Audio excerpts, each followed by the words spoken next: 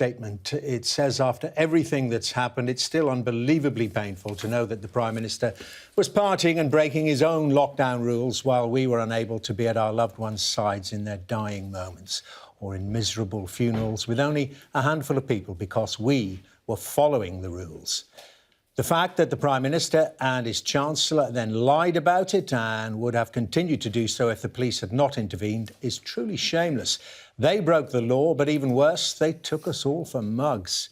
When we met the PM in the number 10 garden, the same one where they had these parties, he looked us in the eye and said he had done everything he could to save our loved ones. We now know that was a lie. There is simply no way either the Prime Minister or Chancellor can continue. Their dishonesty has caused untold hurt to the bereaved. Not only that, but they've lost all credibility with the wider public, which could cost lives if new variants mean restrictions are needed in the future. If they had any decency, they would be gone by tonight. That from the bereaved families. And just to let you know, I'm going to be speaking to Lobby Akinola, a member of that bereaved families group whose father died during the first weeks of the COVID pandemic, in about an hour's time. Well, now to Ukraine. And pro-Russian forces have denied using chemical weapons in the besieged city of Mariupol. Western nations are urgently working to try to verify the reports. But if proven true, Britain's Armed Forces Minister James Heappey says all options are on the table as to how allies respond.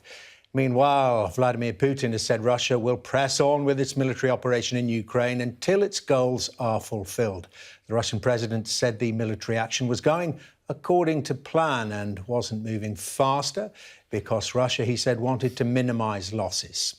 Well, let's get to your questions on Ukraine straight away. Our security and defence analyst, Professor Michael Clark, is here as ever. Very good evening again to you, Michael. Let's dive straight in and start with Aaron, who asked us about the possibility of chemical weapons being used in Ukraine, specifically in the south of the country, which we've just been reporting on. And Aaron just asked this, Michael, how will the West respond if it is confirmed that Putin's military used chemical weapons in Mariupol, as James Heappey said, well, all options are on the table. That presumably means military action as well.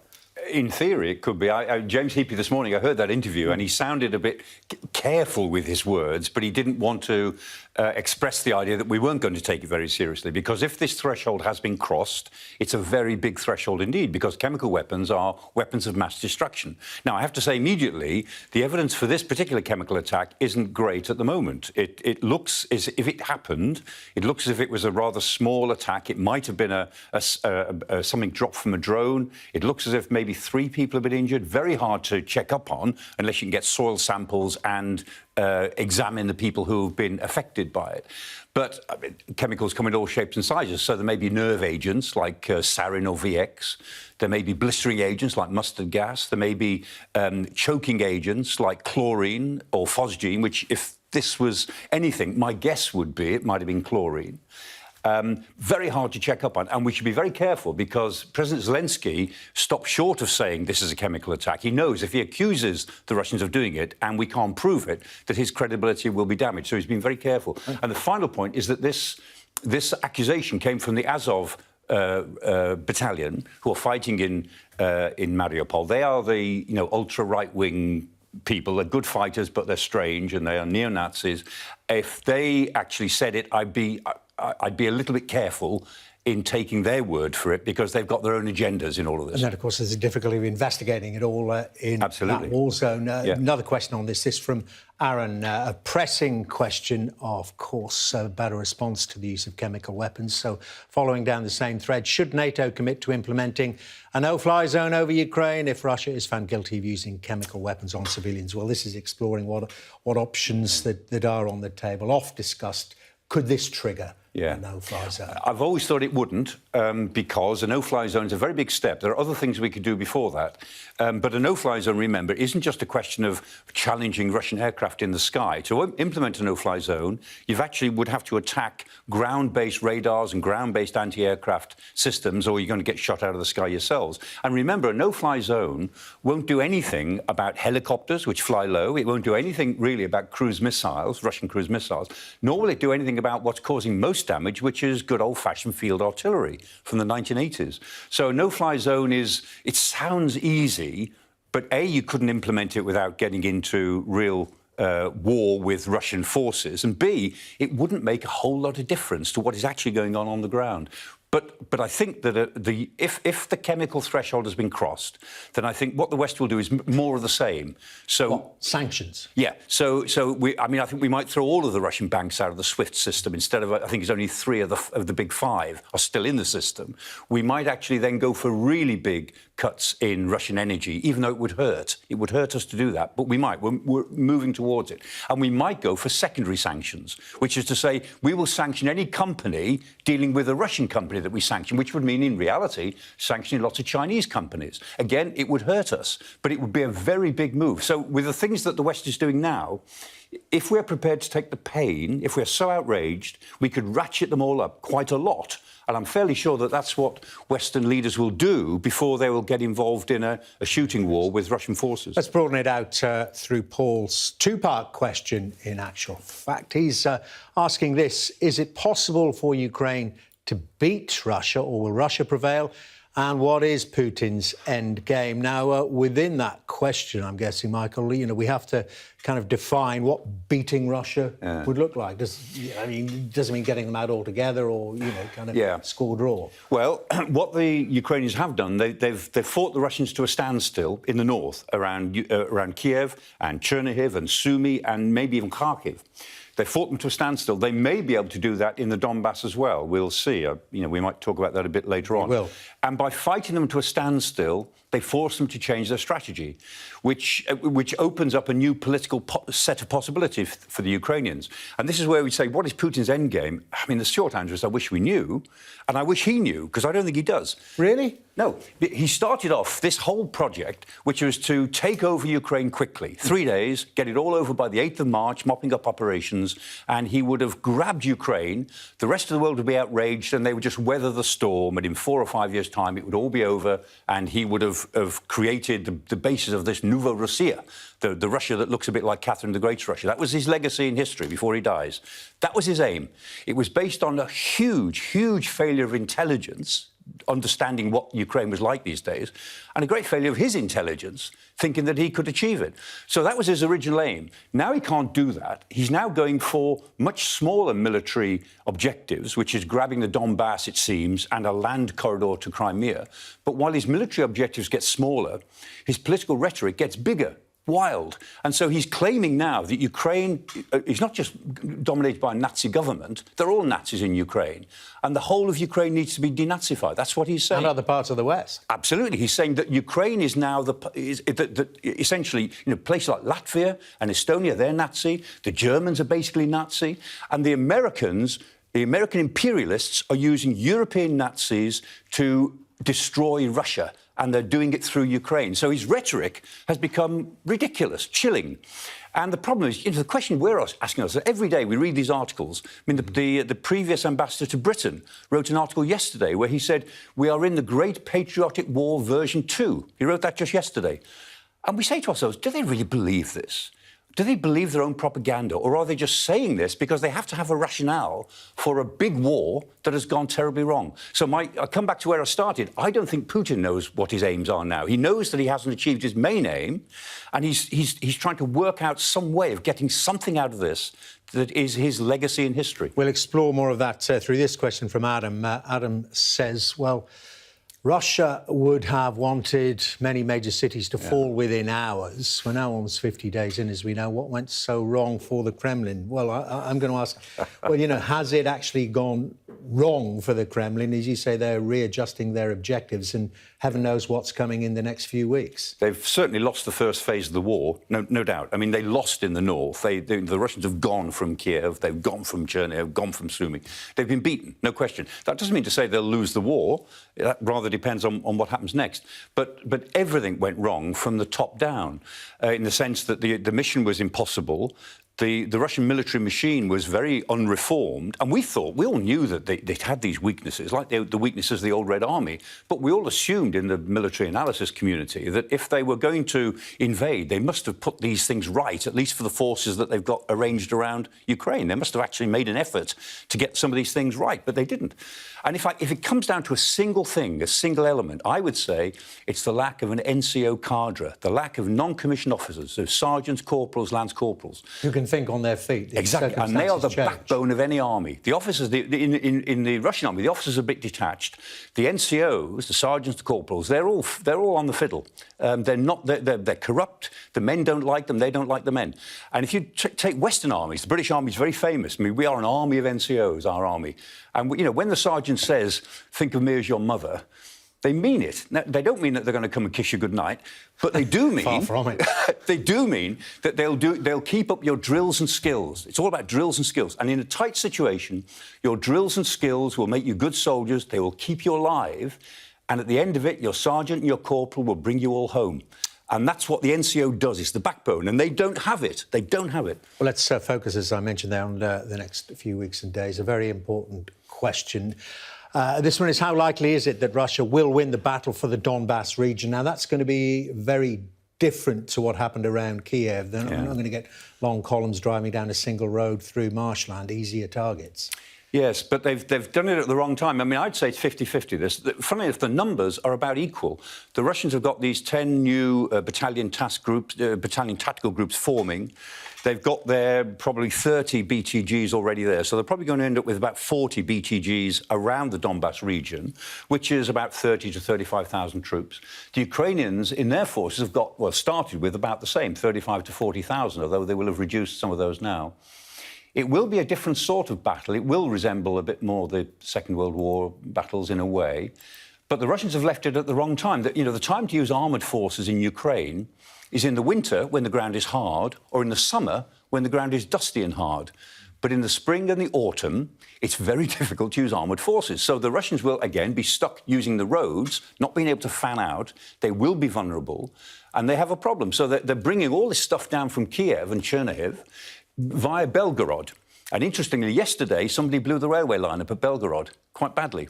The Russians will repair it, but I suspect that railway line is going to get blown up quite a lot in the coming weeks. So they've got a big logistical issue to perform in actually getting their stuff as it around the outside of the clock, through Russia, through Belarus and Russia, down into the southeast, so they can enter the clock, as it were, at about 5 o'clock, where the Donbass is. The Ukrainians, they've got very good forces in the Donbass, but they don't have a lot of mobility. They've been there since 2014. They've dug in. They've not been a manoeuvre force. So the Russians have got their manoeuvre problems. The Ukrainians have got their manoeuvre problems, and they're about the same, roughly the same size, though the Russians will have a lot more firepower to bring in. So if I had to say now, it's 50-50, and it will come down to the quality of soldiering and the quality of leadership. OK, much more on that coming up. Fascinating so far, Michael. You're watching a special question and answer programme on the war in Ukraine. Next, we are asking, if Putin is successful in eastern Ukraine, how can the West credibly deal with him in the future? Stay with us. That's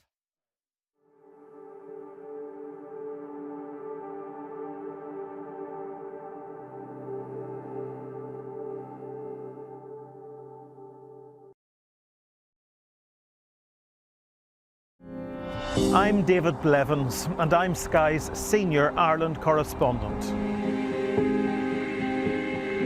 I'm based in Belfast, a city transformed by peace, but still struggling with its past.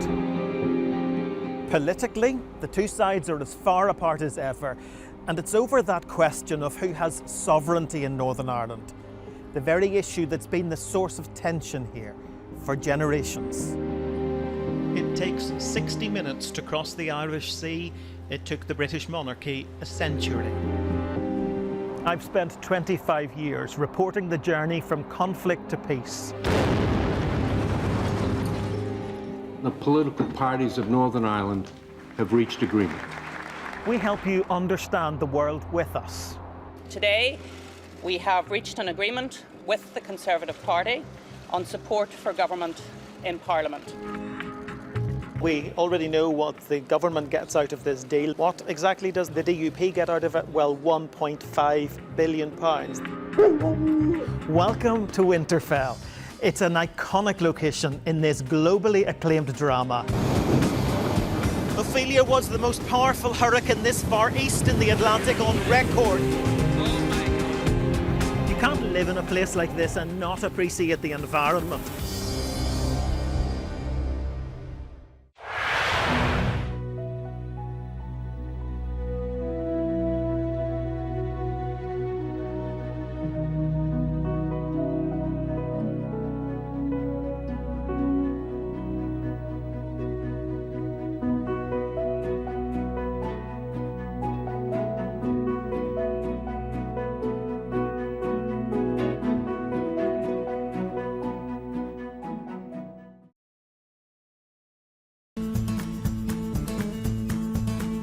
We support communities to grow food in lost and unloved spaces across the city. So our main kind of driving force is to get people growing.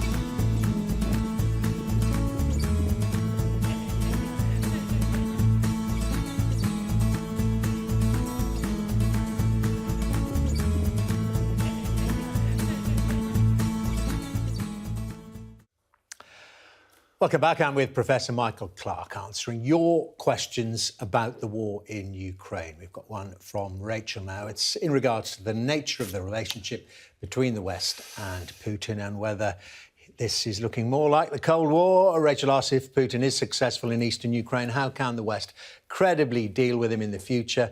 Is this now the new Cold War? That is the problem. I mean, ultimately, there has to be some kind of negotiations.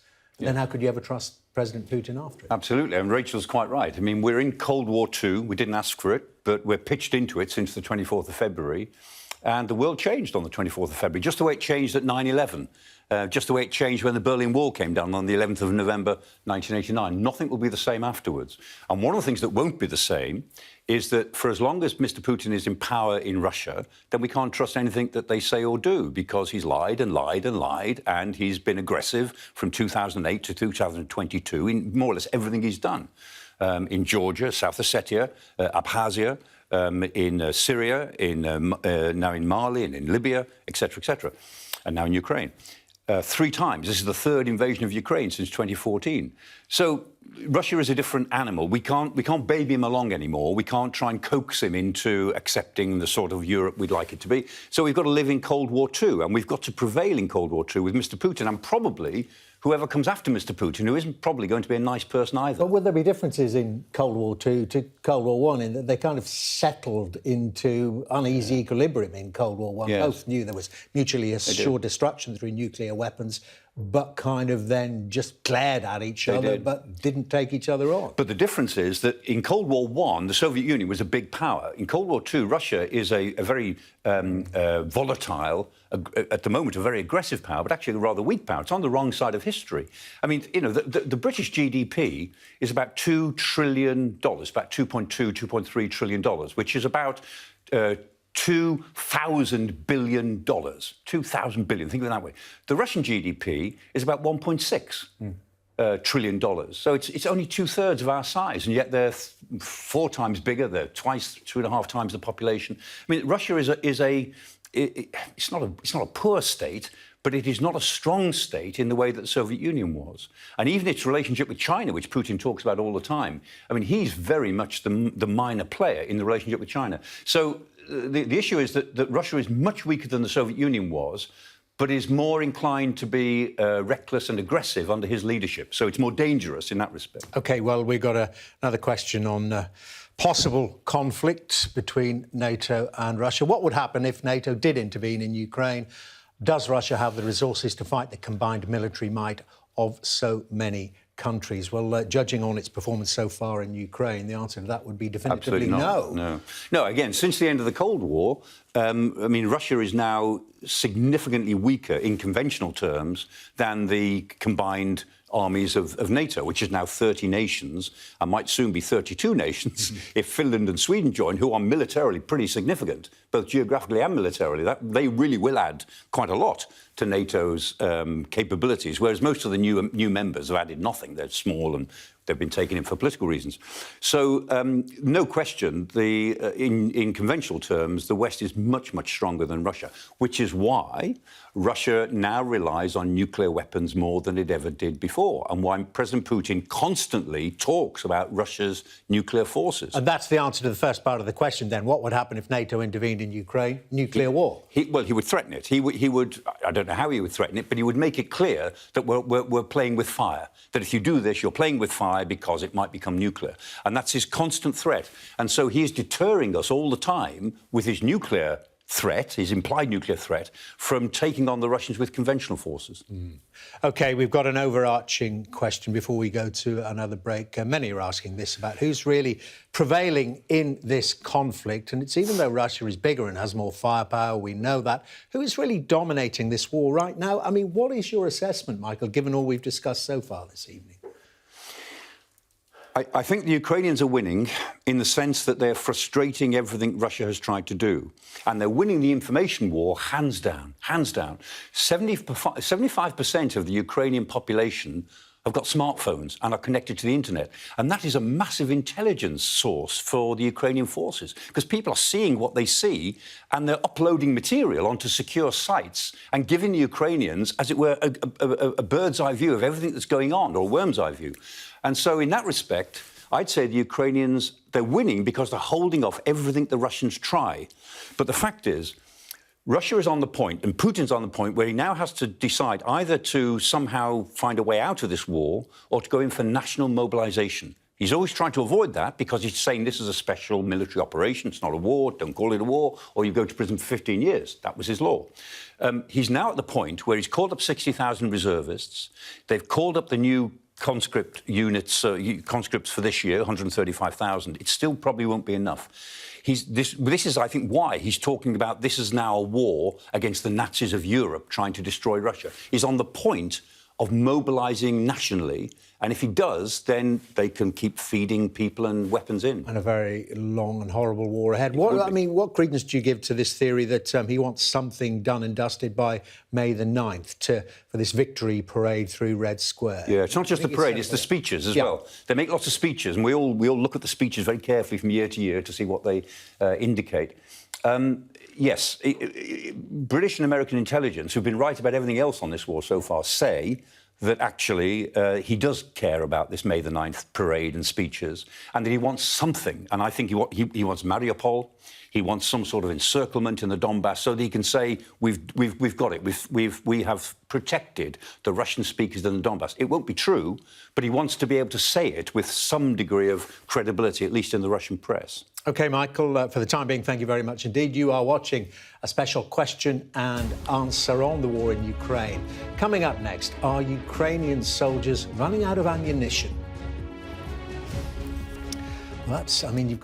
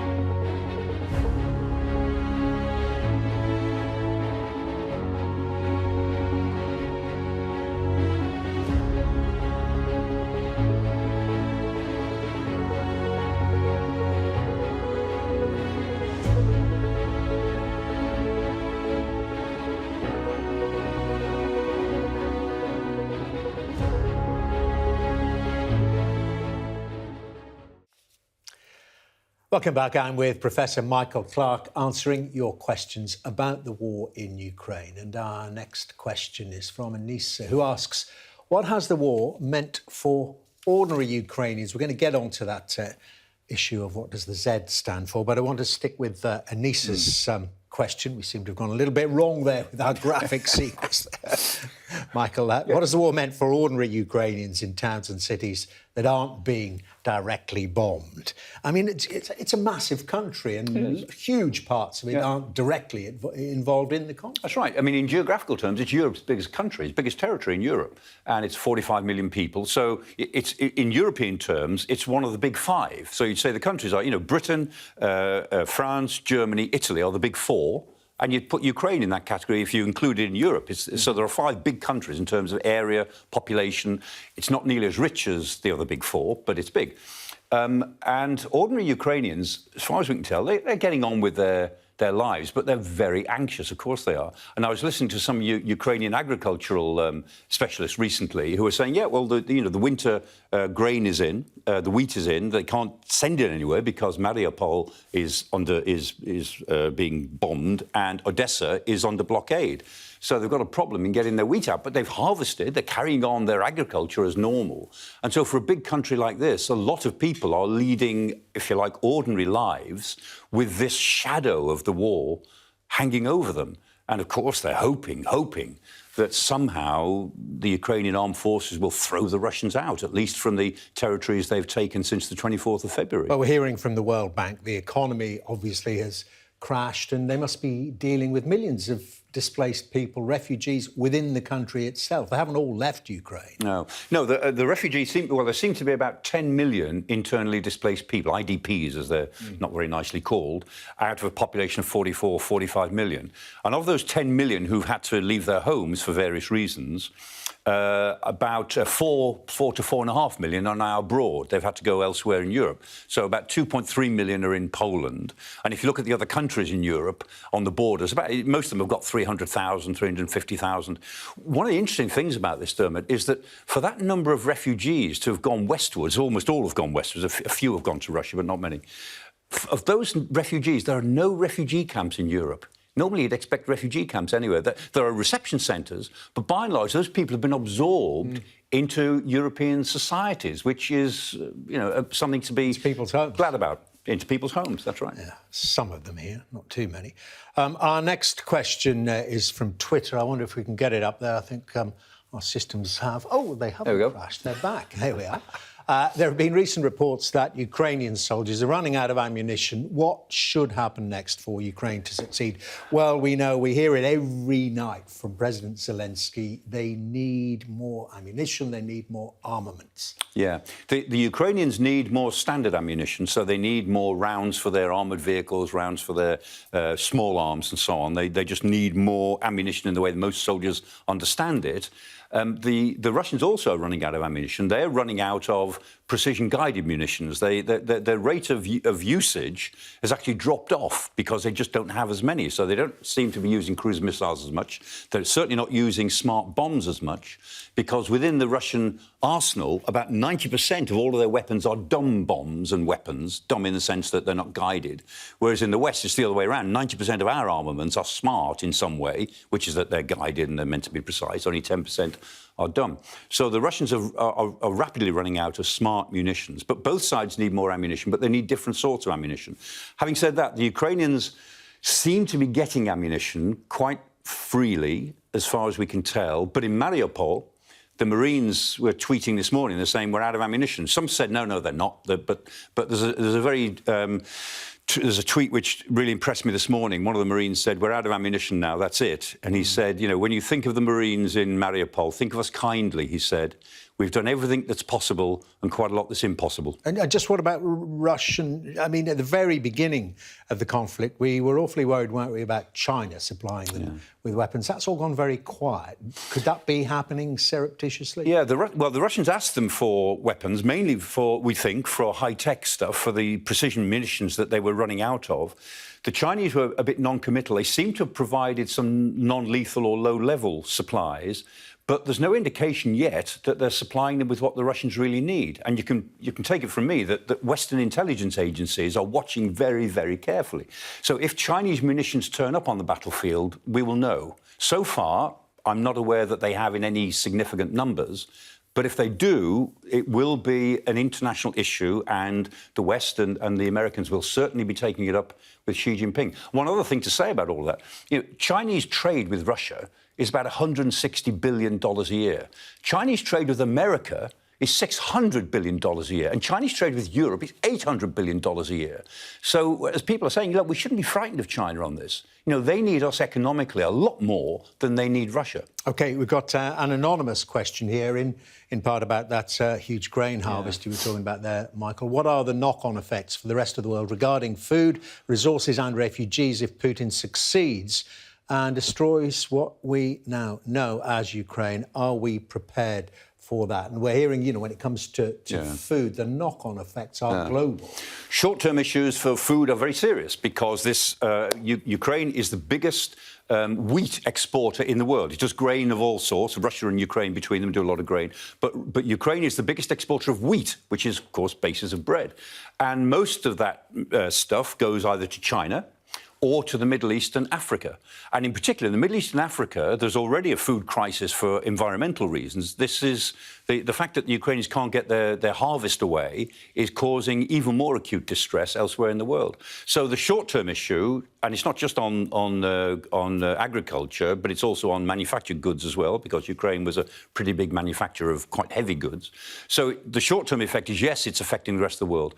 The long-term effect is the question of, if Ukraine disappears in the way we've known it. The long-term effect is that this is yet another change in a border through force. No borders have changed through force since 1945 until the Russians changed them in 2014 and have changed them again in 2020. So only Russia has changed borders by force since the end of the Second World War. And that drives a coach and horses through international law and the rules-based system.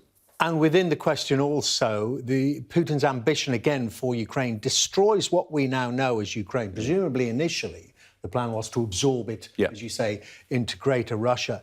Is it now, or could it be, just destroy it, break it, hobble it? That's what they say.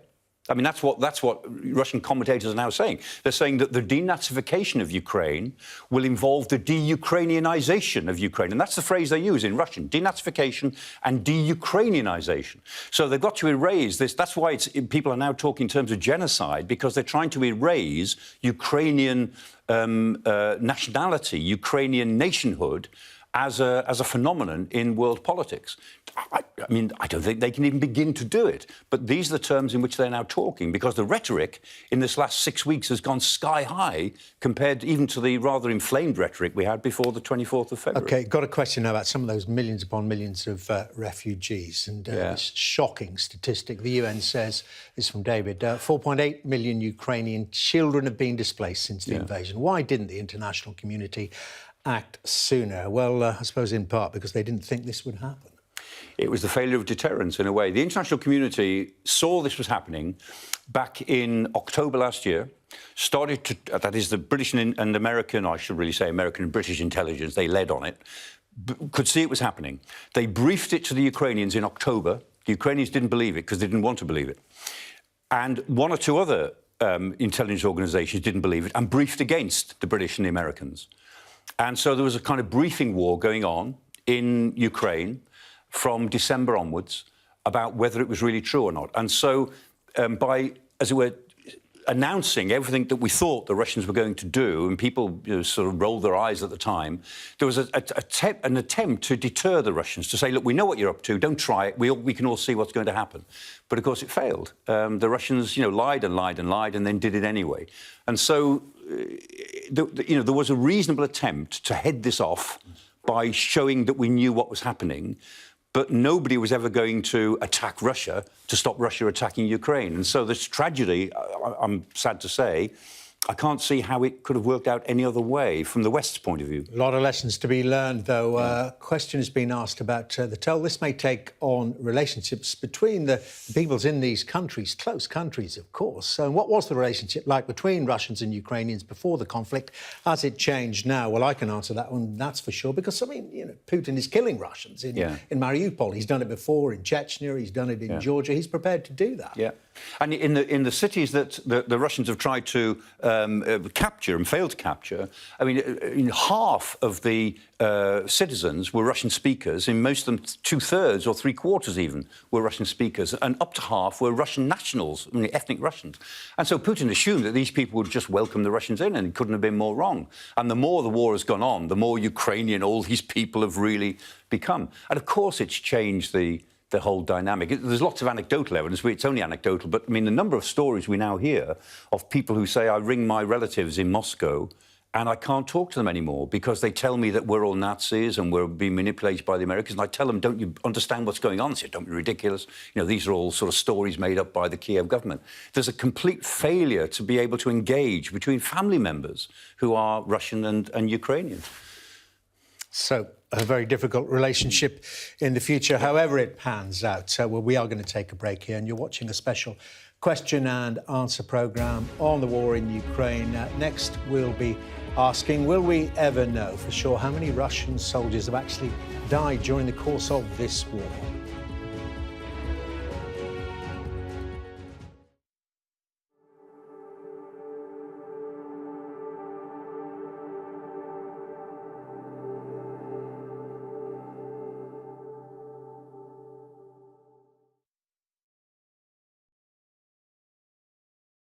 I'm Nigerian, my family are from Lagos, and like most other people from across the continent, I've grown up realizing that people don't really necessarily respect our individual identities. If you speak to people from Nigeria to Ghana, South Africa, they'll tell you that throughout the world they are lumped as being African. And if you ask most people what it means to be African, two particular images will come to mind. One of sort of poverty and deprivation and vast swaths of arid red soil where nothing but misery grows. And the second image is that of safaris. And there is so much more to the continent, to the region, and to our own individual experiences, you know, the way we build our communities, the way we build our lives. 54 countries, 2,000 languages, 1.4 billion people. There's no one way of viewing it, you know, like every other region in the world. It can be anything, it is everything. It is stories of great joy and triumph and success. And of course, there are stories of great suffering and struggles, as we see in the UK, throughout Europe, throughout North America. And so the idea of the book is to try and fill in the blanks, to try and give people a broader perspective, more context as to what's going on around the continent. These countries are artificial states. The colonial powers effectively, you know, they met in 1884 at the Berlin Conference.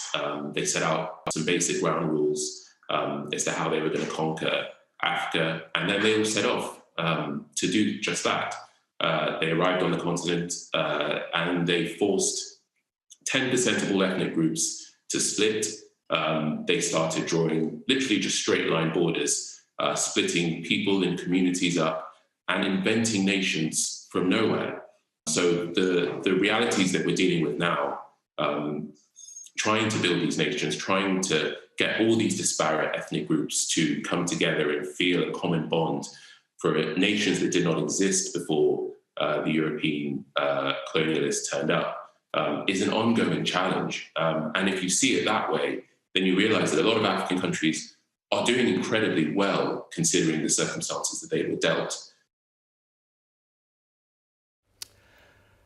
Welcome back. I'm with Professor Michael Clark answering your questions about the war in Ukraine. And this from another Michael who asks, will we ever know for sure how many Russian soldiers have died during this war? Whose numbers should we trust? And, well, the Russians clearly have had considerable casualties, but they're not in the business of letting us know on what scale. No, they seem to admit accidentally about 10 days ago that about 10,000 soldiers had been killed.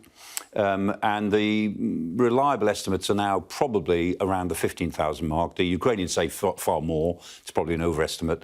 The conservative estimates have got it down at 7,000 or 8,000. But, I mean, let's assume, say, 12 to 15,000. And then the number of casualties is normally 3 times the number of dead, because that's just the dynamic of battle. And so it's likely that there are about 15,000 Russian dead and probably 45,000 in total casualties. And that's as many casualties as they had in Afghanistan over 8 years, and they've achieved that in 46 days of war. So that's 60,000 out of action, and the initial... No, sorry, 45,000. Imagine 3 times as many as dead. OK, so 45,000. Yeah. But, I mean, given the invasion force that they assembled, it was about 190,000, right, yeah. OK, that's a considerable rate of attrition. And about 20% of that, and the BBC have done some quite good work on this by sampling what they know of the dead, that about 20% of them seem to be in the elite forces. So their airborne forces, who are the best of the best, have suffered quite a lot. Again, it's not that they're necessarily bad soldiers, but almost certainly bad leadership and bad strategy. So they've suffered a lot within the forces that they can ill afford to lose. OK, another of our viewers is asking this. What does... A lot of people puzzling about it. There's an example there. What does the Z stand for in Putin's Russia? Yeah. And, of course, some Russia's supporters, Putin's supporters, some using it now as a symbol. Yeah, aren't they? it's become the political symbol of this war now. Yeah, it's become Putin's symbol for this war. But what does it mean on the vehicles? Yeah. It's almost certainly it's a designation of which area these vehicles are in, particularly so that they can be seen from the air. Because remember, when the Russians invaded, they must have realised that Ukrainians operate almost exactly the same systems. They've got the same old Soviet systems, the same T-72 tanks, the same self-propelled artillery, the same armoured personnel carriers. So it's very important to mark your own stuff in a way that, and you only mark it just before you invade, otherwise the other side can see it and mark theirs in the same way. So they painted all the Zs and the Vs on them just a few days before they were due to cross the border. And particularly, you can see a lot of them are visible from the air because they certainly don't want their own air force attacking them by mistaking a T-72. So it's as simple as that. It doesn't mean anything more sinister because some countries talking about outlawing it along with the swastika. Well, it's because it's a Z, it's taken on a rather sort of spiky meaning. But, I mean, remember, in D-Day, in 1944, all the Allied equipment was painted with stripes, and they were the invasion stripes, so that anything with stripes on was Allied, and that was important. OK, well, another question here relates to the peace talks. We don't hear too much about them at the moment between Russia and Ukraine and what it would mean for the future of Ukraine. And we've heard this from President Zelensky during the course of this war. What is neutral Ukraine? What does it mean for Ukraine in the long term? President Zelensky's made it clear that this issue of NATO membership perhaps not front and centre anymore for you. No, it's something to talk about. It would buy him some time to talk about neutrality. And there are different models. I mean, you know, in Europe, Switzerland is neutral, Austria is neutral, Finland and Sweden are officially neutral until they join NATO fairly soon. And the Austrian State Treaty of 1955 was a treaty that the Soviets agreed to they withdrew from Austria on condition that neutrality was built into its constitution. So that provides a model. It's something to talk about, and a future Ukraine would certainly not be demilitarised because it's going to be armed to the teeth in the future because Russia under Putin will always try to re-invade. That's the assumption you have to make. But it could be neutral in terms of its formal relationships with military alliances, its relationship with NATO. That's relatively easy to concede, actually. But for Zelensky, I think neutrality is something to talk about, to show what a reasonable leader he is against this man in the Kremlin who seems crazed by the things he's saying. And what about the peace talks themselves? As I say, we don't hear much about them at the moment. Are contacts at least still continuing? Yeah, I mean, they talk on a daily basis. I mean, the teams are always talking to each other, and there are lots of teams in Europe who are trying to keep all the levels open. So there's no lack of contact at a very low level. But they won't talk until they think they've got something to talk about. And what Zelensky has said is, look, I will talk when you get out of my country. And given that he's not losing, he's entitled to say that. And the West will back him in whatever he says. If he says, I will talk, the West will say, fine, you talk, and we'll back your judgment. If you're not prepared to talk because you're going to keep on fighting to try to throw them out of your country, we'll back that as well. That's the view that the West has taken. OK, we're getting towards the end of this hour, and let's try and reach some kind of, well, conclusion or get towards some idea of how this might all be settled. David is asking whether Russia was ever offered NATO membership, and could they be offered this in the future, and what would it mean? Start with the first part for us then, Michael. Was Russia ever offered NATO membership during that period of Eastwood expansion? No. There was a time when they themselves contemplated it. George Robertson, who, of course, was our defence secretary in Britain, became the NATO Secretary-General.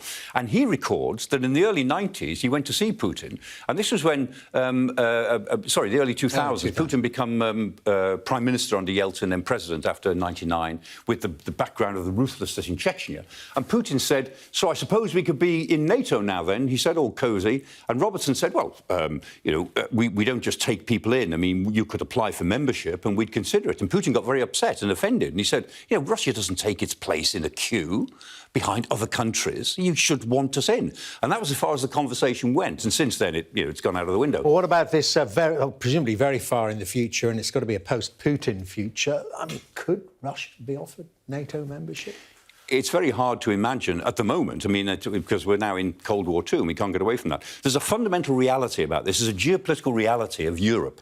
And it is that in Europe can either be dominated by Germany, by Russia, or by America. And all Europeans need to think about that and ask themselves, Germany, Russia, or America? So who would you prefer? That's it. That in your assessment. Yeah. So what has Europe has chosen at the moment? Well, Germany and the United States. Germany and the United States, some sort of combination. It's basically, it's been the United States for a long time. But, Britain has never dominated Europe. Spain did at one time. France did at one time. They'll never do that again. Italy did a very long time ago, or the Renaissance states. But just think of Europe in the course of the last 400 or 500 years. It is dominated by one of the big powers. And the big powers, since the beginning of the 20th century, have been Russia, America, and Germany. So it's one of those three. They have to have predominant influence. And I say to my European friends, so who would you prefer? Michael, we are out of time. Thank you so much. A geo-philosophical question to conjure with there at the end. Thank you once again, Michael Clark there. And you've been watching a Sky News Tonight special programme on Ukraine. Coming up at 8, the latest reaction to the news that the Prime Minister and the Chancellor have been fined for breaching COVID rules.